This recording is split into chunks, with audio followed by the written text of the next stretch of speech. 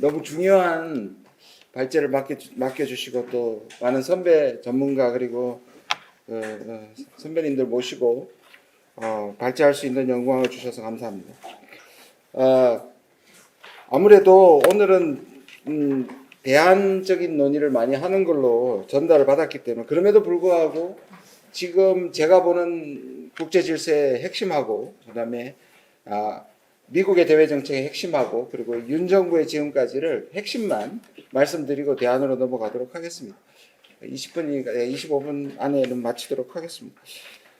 첫 번째 보시면 확실하게 우리만 그런 게 아니라 전 세계가 저는 딜레마적 상황에 놓여 있다고 생각합니다. 세계화가 기울고 세계화의 대응적인 단어가 프래그멘테이션입니다.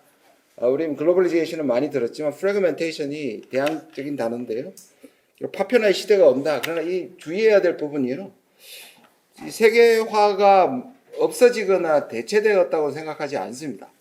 여전히 살아있고 그리고 우리가 이 파편화의 시대라 국익 이주기주의가 마치 워낙에 이 나쁜 속성을 갖고 있기 때문에 마치 세계화가 좋은 속성이었다는 착각에 빠지는 것도 위험하다고 생각합니다. 신자유주의가 가지고 있던 여전히 가지고 있는 소득 불균형이라든지 아주 치명적인 약점들은 사라지지 않은 채 파편화가 다시 등장하고 있다는 것이고요. 그러나 성격상 세계화는 통합적이고 패턴이 있지만 파편화는 랜덤적이기 때문에 훨씬 더 그 현상이 크게 보인다는 사실은 분명해 보입니다. 이렇게 보면 정리되지 않은 혼재되고 혼란한 상황이 노말이 될 수 있다. 그래서 그것이 오히려 비정상적인 것이 정상화되는 것을 뉴노말이라고 부르기도 합니다. 한마디로 우리식으로 얘기하면 너덜너덜해질 것이다라고 생각합니다. 국제제시가 너덜너덜해진다라고 봅니다. 어떤 패턴을 발견하기 쉽지 않을 것이라고 생각하고요. 굉장히 폭력적이고 그리고 좀 혼란적이라고 볼 수 있을 것 같습니다. 거기에 신냉전이 많이 등장하는데요. 역시 아까 말씀드린 것처럼 신냉전이 저는 미국이 불가능하다고 생각하고 신냉전이라는 것이 뭐 정의의 문제도 있겠지만 신냉전 아직 확정적인 상황은 아니겠지만 겉으로 드러난 담론이라든지 이미 언론이나 정치가들의 국가나 이미 북한조차도 신냉전이라는 말을 프레임화하고 있는 부분을 주목하셔야 될 것 같습니다. 그러면 이 부분에 대해서는 결코 우리가 간과할 수 없다는 부분이고요. 특히 이 신냉전이 일종의 실험실이 되고 있고 제일 많이 진행되고 있고 주요 핵심 키워드가 되는 것이 아무래도 다시 동북아 아시아라고 볼 수 있을 것 같습니다. 결국 중국이 위치한 그리고 미중 전략 경쟁이 이 판도를 바꾸고 있기 때문에 일어나는 현상이라고 생각하고요. 그것에 동북아의 군비 경쟁이 엄청난 속도로 진행되고 있다고 봅니다. 이건 이미 상당히 한국, 남북한뿐만 아니라 미중 일러의 기존의 무기 체계가 확장되는 것도 있지만 타겟 자체가 목표 지점들이 이 한반도를 중심으로 군비 경쟁이 가속화되는 부분이 있습니다. 그것을 가속화시키는 것이 이 정부의 선제 타격론에 서로 교환하는 것이라든지 전쟁 불사론이라든지 힘을 통한 평화로 대변되고 있습니다. 바이든 정부의 대외적 전략의 핵심 기조는 아까 우리 김기정 선생님께서 막 조금 얘기하셨습니다만 중산층을 위한 대외 정책이 우리나라도 그런 게 가야 되지 않겠나. 근데 저는 미국의 대외 정책을 보면서 이렇게 노골적인 대외 정책을 본 적이 없습니다. 결국 미국을 위해서 모든 것을 중심으로 간다는 얘기인 것이고 가치도 미국이 판단하는 것이고 미국의 중산층을 이익을 위하면 보호주의도 얼마든지 가능한 것이 동맹도 얼마든지 활용하겠다는 겁니다. 바이든 정부가 등장하면서 트럼프 정부의 동맹 정책을 가장 비판을 했었습니다. 심지어 제가 바이든 전에 트럼프의 대외 정책을 삥뜯기라고 그랬거든요. 우리는 빵 셔틀 한다고 제가 얘기를 했었고. 그런데 굉장히 비슷한 말을 썼습니다. 바이든이 등장하면서 프로텍션 래킷이라는 말을 썼는데 이 말은 동네 깡패들 또는 마피아들이 자기 구역을 지키면서 보호비를 갈취하는 것을 프로텍션 래킷이라고 얘기합니다. 그런데 지금은 실제로 바이든이 트럼프 2.0이라고 얘기할 만큼 대외 정책이 부드러워 보이지만 거의 가스라이팅에 가깝다라고 생각합니다. 정신적 학대 수준이라고 봅니다. 왜냐하면 과거의 미국의 패권은 이렇게 폭력적이고 억압적이지 않았습니다. 적어도. 근데 인센티브도 주고 비슷비슷히 페널티도 줬었는데 지금은 동맹에게 억압과 압박과 디스인센티브만 주는 겁니다. 대표적으로 우리도 당했습니다. 사실 사드의 경우에 미국의 무기가 한국에 있고 한국은 중국에 대해서 제재를 받았습니다. 미국은 아무것도 해주지 않았습니다. 이 부분은 미국에서 세미나에 가서 미국의 학자들이 가장 부끄러워하는 부분이고 가장 약한 부분입니다. 호주도 마찬가지입니다. 호주와 중국 관계가 가장 나빴을 때 미국은 호주를 위해서 도와준 건 하나도 없었습니다. 과거에 일종의 공공재를 제공하거나 인센티브를 제공했던 미국은 없어졌습니다.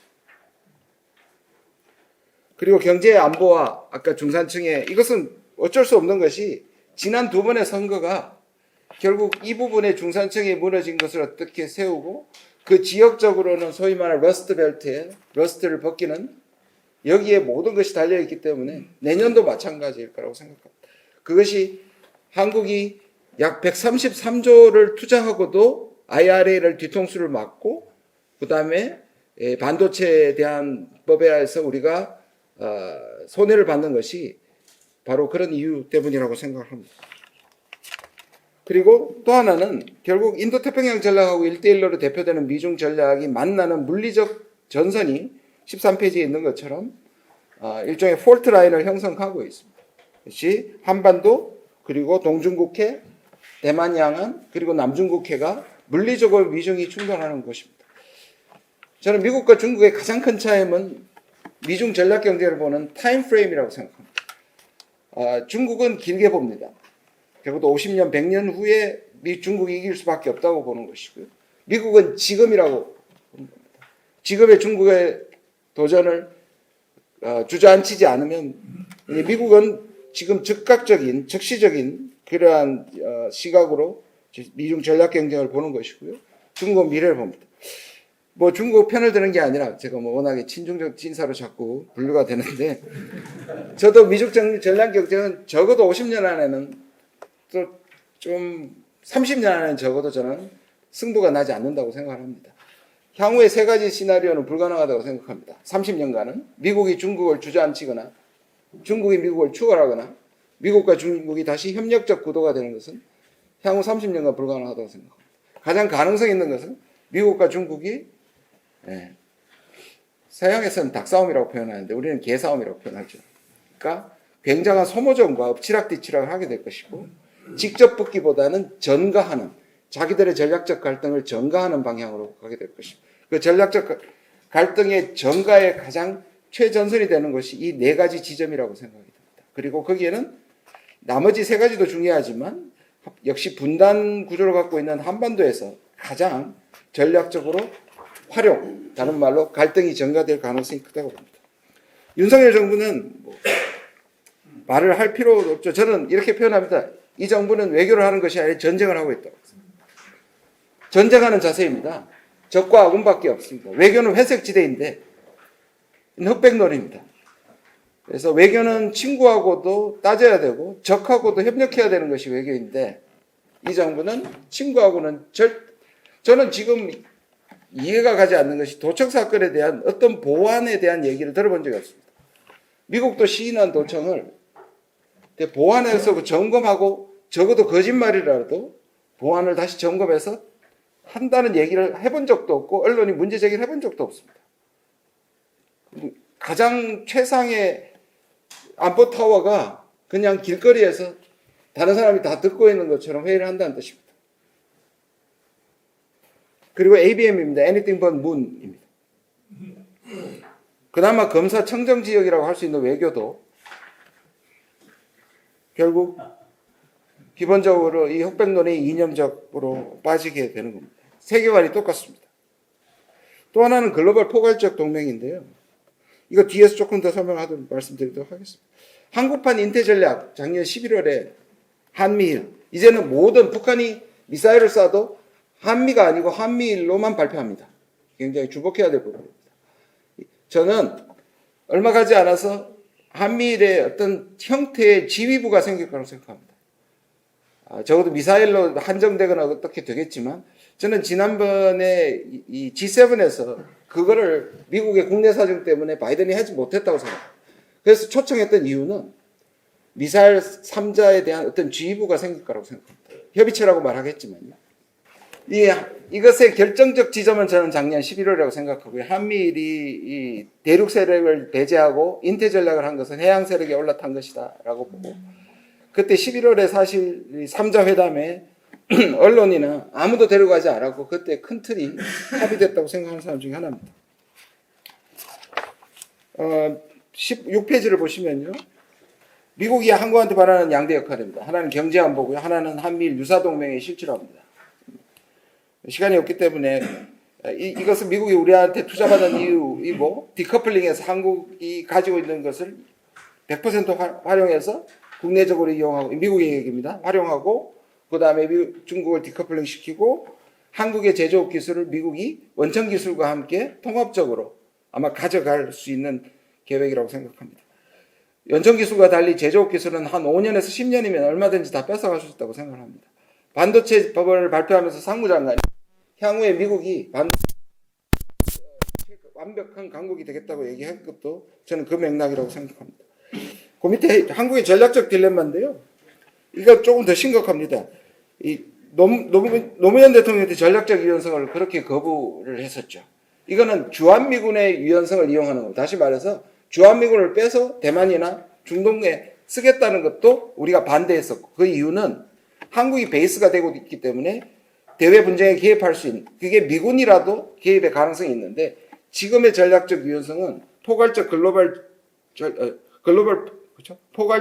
전략 동맹이라고 얘기하는데요. 이미 작년 올해 정상회담에서도 아예 작은 주제의 섹션으로 들어가 있습니다. 이거는 한국군의 전략적 유연성이라고 저는 생각합니다.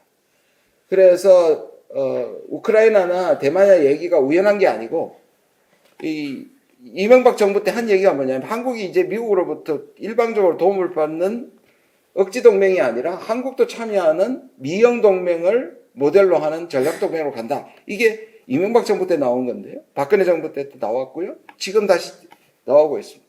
이거는 한국이 미국의 용병이 되는 겁니다. 한국군의 전략적 유연성의 길을 열었다고 생각합니다. 그래서 저는 우크라이나 문제하고 대만 문제가 들어간 문제가 아니다. 그래서 제가 의원님들 만날 때마다 다른 건 몰라도 대만의 개입은 사전에 대만의 유사시에 개입하지 않는다는 말을 이 정부가 하도록 계속 압박해야 합니다. 그리고 제언을 말씀드리도록 하겠습니다. 신냉전이라는 섣부른 단정 프레임에 우리가 향후에 과거에 쓸 수밖에 없는 경우가 있지만, 신냉전이라는 말이 확정적인 프레임에 빠지지 않는 것이 저는 역설적으로 굉장히 중요하다고 생각하고요. 그 다음에 동맹이란 말은 그만 썼으면 좋겠습니다. 그게 무슨 말씀이냐 하면, 늘 우리가 안전판으로 한미동맹 강화라든지 의식적으로 쓴다고 해서 그것이 그렇게 효과가 있다고 저는 생각하지 않고요. 그리고 또 쓰지 말아야 하는 것 중에 하나가 균형이라고 생각합니다. 사실 어떤 진보 정부도 균형이라는 말을 쓰지 않았어요. 균형이라는 말을 썼지만 균형적인 미중사에서 균형을 한 진보 정부는 없습니다. 그런데 왜 균형이라고 했을까요? 그 균형 자체가 오히려 우리에게는 훨씬 더 불리한 결과를 낳았습니다. 사실 이게 미국도 굉장히 기분 나빠하는 것이고요. 왜 미국과 중국을 규정하냐? 규정한 적이 없습니다. 그래서 저는 그 균형이란 말 대신 전략적 자율성이란 말을 쓰는 것이 좋다고 저는 생각합니다. 이건 유럽도 쓰고 있고요. 얼마든지 주권 국가로서의 전략적 자율성이란 말을 저는 써야 된다고 생각합니다. 그리고 저는 이번에 저한테 주신 주제처럼 동맹의 다음에 있는 연대라는 부분을 적극적으로 개발해야 된다고 생각합니다. 중국이 사실 미국에 대해서 쓰고 있는 말이 진정한 다자주의인데요. 사실 이 다자주의의 회복이 우리에겐 개방형 통상국가, 그리고 세계화 시대, 국제협력, 그리고 국제기구들의 글로벌 가버넌스의 문제에 있어서 다자주의를 강조해야 합니다. 오히려 우리가 다자주의를 지난 정부 때 할 때는 오히려 그 다자주의가 너무 크다 해서 소다자주의를 얘기했는데요. 지금은 오히려 중국이 쓴다고 해서 또 공격을 받겠지만 그 자체가 중국이 지금 자유무역을 얘기하고 진정한 다자주의를 얘기합니다. 저는 이 부분은 유럽이나 또는 동남아 국가들이나 아세안 국가들과 함께 또 얼마든지 전략적 자율성과 다자주의라는 이 두 가지 우리의 이 정체성이라고 할까요? 방향성이라고 할까요? 하는 것은 오히려 균형이라든지 동맹이라든지 이런 부분, 신냉전이라든지 이런 것들을 피하고 연대, 다자주의, 전략적 자율성 이런 이 용어의 교체들이 필요하다고 생각합니다.